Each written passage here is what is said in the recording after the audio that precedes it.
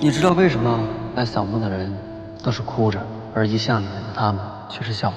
扫墓的人哭，是因为只想到了离别；而照片里他们笑，是因为他们知道他们一直离开着。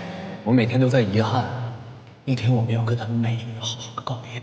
如果我告诉你，你可以通过照片回到过去，你想体验一下吗？其实我记得10年前那天，我过得特别糟糕。先是球队输了比赛，回到了墓志，本来想也没按照喜欢的部门表白。回到家之后，跟我妈吵了一架。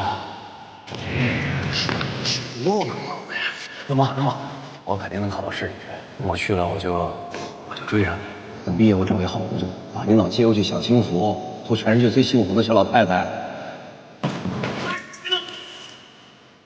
程小石，再提醒你一次，你是陈潇，不是程小石。那我也得试试。